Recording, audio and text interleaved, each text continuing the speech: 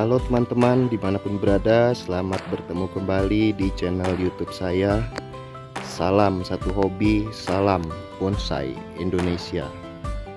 Oke teman-teman, pada video kali ini kita akan membahas mengenai bakteri fotosintesis atau yang lebih dikenal dengan nama PSB.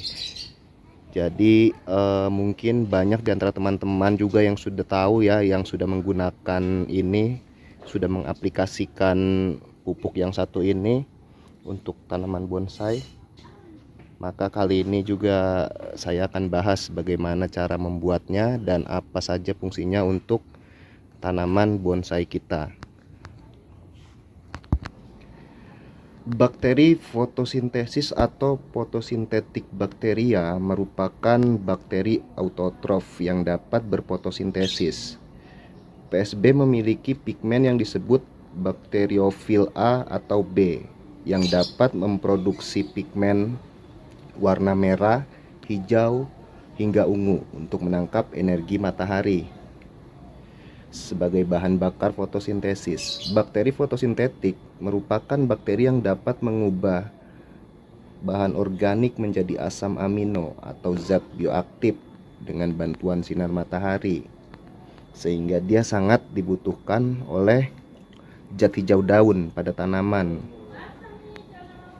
Makanya ketika kita mengaplikasikannya pada bonsai, maka nanti dia akan membantu meregenerasi pertumbuhan batang dan daun.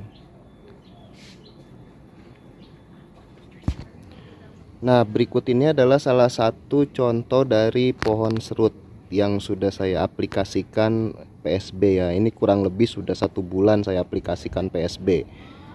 Nah, dimana daunnya sekarang sudah mulai tumbuh baru ya. Ini sudah regenerasi, tadinya pohon ini sudah kusam sekali. Sudah seperti ini tadinya, kurang lebih dia. Daunnya itu sudah kusam dan menguning. Tapi setelah saya aplikasikan PSB sebanyak kurang lebih 3 atau 4 kali ya selama 1 bulan, kurang lebih hasilnya jadi seperti ini. Dia tumbuh tunas baru dan menjadi sangat subur daunnya. Oke, selanjutnya apa saja bahan-bahan untuk membuat PSB tersebut? Ya, tentu saja bahan-bahannya ini merupakan bahan-bahan organik yang sangat mudah didapatkan ya sehari-hari. Nah, salah satunya ini ada air kolam ikan yang sudah berwarna hijau ya. Diusahakan kalau bisa yang sudah berwarna hijau seperti ini. Air kolam ikan, baik itu kolam ikan mas, ikan lele dan sebagainya.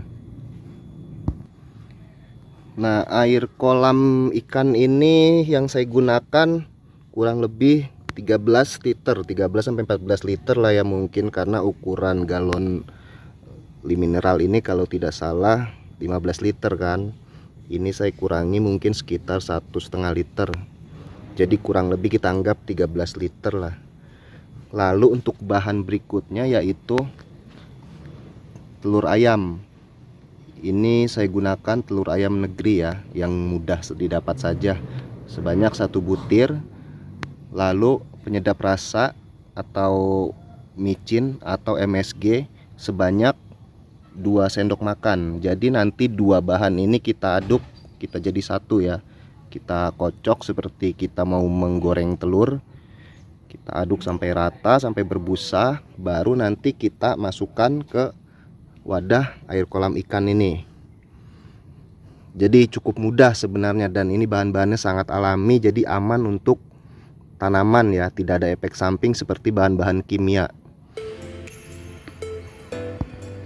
Oke, nanti ini kita mau aduk dulu untuk bahan-bahannya, kita campur supaya nanti bisa langsung kita aplikasikan ke dalam kolam air ikan ini. Untuk air sebenarnya air biasa pun bisa ya, yang penting itu tidak air pump ya, tidak air yang mengandung kaporit, tidak air yang mengandung bahan-bahan kimia. Jadi air sumur biasa mungkin bisa, atau air hujan yang sudah diendapkan kurang lebih 1-2 minggu, itu lebih bagus juga. Tapi yang paling bagus selama ini saya coba yang paling cepat yaitu dengan air kolam ikan ya.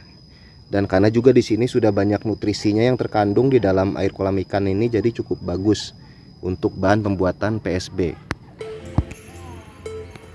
Nah, ini dia saat telur sudah kita campurkan dengan MSG, lalu kita aduk terus sampai benar-benar merata ya, nanti antara MSG dan telur ini sama-sama larut, dan nanti baru kita masukkan ke dalam air kolam ikan tadi ya. Jadi terus kita aduk sampai berbusa.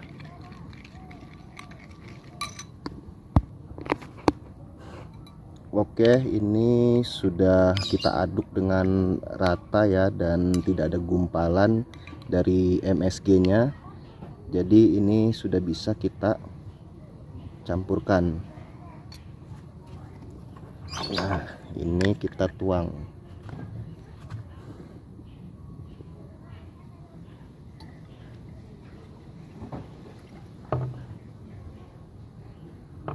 Nah, seperti ini. Lalu kita tutup, pastikan rapat, dan kita kocok.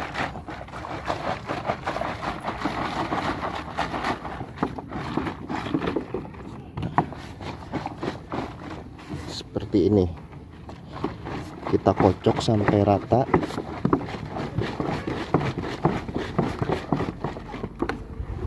Sampai berbusa.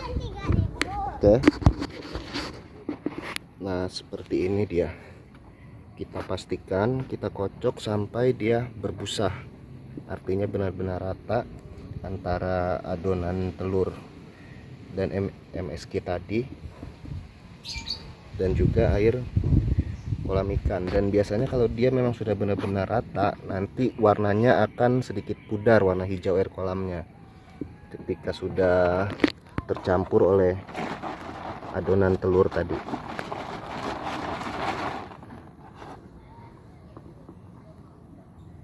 Nah, lalu kita letakkan di bawah tempat sinar matahari yang terik ya.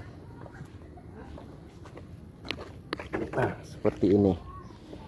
Kita jemur setiap hari, dan setiap pagi itu kita kocok lagi dan kita buka sedikit tutupnya untuk mengeluarkan gas. Jadi setiap pagi ini tutupnya ini harus kita buka sedikit untuk mengeluarkan gas.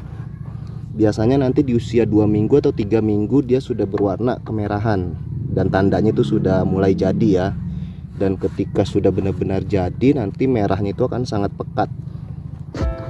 Nah, nanti seperti ini contohnya.